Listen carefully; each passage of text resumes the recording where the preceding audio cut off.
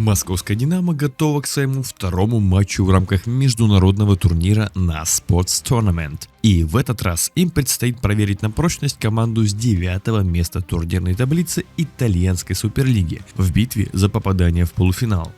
В Падове, а именно этот коллектив попробует остановить «Динамо», есть немало игроков национальных сборных, так что встреча обещает быть крайне интересной. И они также одержали победу в своем первом матче. Как сложилась эта встреча и чем она запомнилась, мы прямо сейчас с вами и выясним. Ставьте лайк и подписывайтесь на канал, ну а мы начинаем.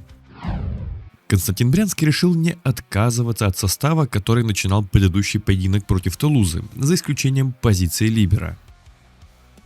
Но в этот раз ему уже не потребовалось много времени на раскачку, и «Динамо» сразу удалось заработать отрыв.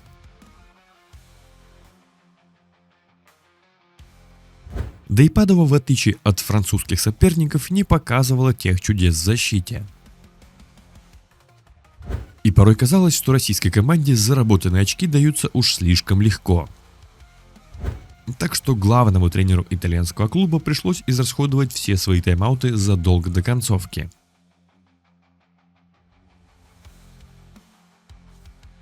Падове лишь в редких случаях удавалось показывать хоть какие-то яркие эпизоды.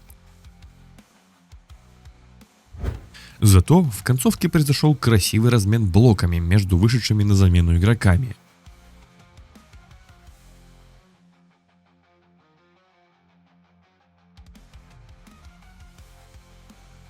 А Илья Власов ставит красивую точку в этом одностороннем сете.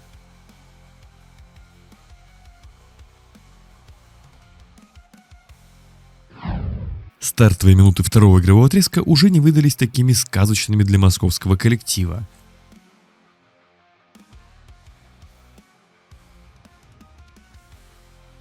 А вот проблем, как и блока соперника, совсем не замечал Илья Власов. Очередная красивая атака от российского центрального. Куда сложнее для подопечных Константина Брянского оказалось соблюдать правильную расстановку во время приема подачи соперника. «Динамо» только начало выходить на нужный игровой ритм во втором сете, но технические неисправности на арене образовали паузу, за которую Плак успел накопить энергии на серию из 3 эйсов. И на какой-то момент Лука Пора подумал, что и без него команда справится, и решил покинуть площадку. А как гласят правила волейбола, такими вещами лучше не заниматься. В общем, вторая партия этого матча была крайне богата на необычные события, которые можно увидеть далеко не в каждом матче. Но как только игра начала обретать привычный рисунок, то тут же «Динамо» вернулась на лидирующей позиции. Легкие трудности возникли у москвичей в самой концовке, но на замену вышел Максим Сапожков и решил все оставшиеся вопросы.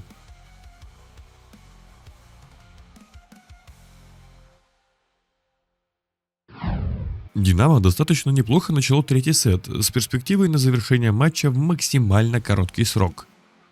Но Фабиан Плак, похоже, не израсходовал все свои запасы результативных подач. И главным преимуществом для него в этой ситуации могло быть отсутствие блока, чего нельзя получить, когда ты находишься на передней линии.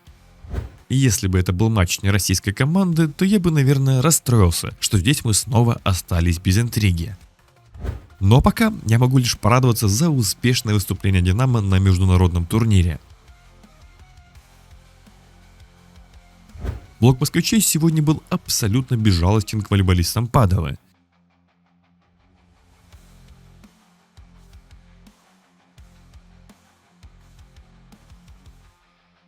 И чтобы хоть как-то избежать столкновения с ним, нужно просто не производить атаки. И именно блоком завершился этот великолепный матч для российской команды. Полнейшая доминация.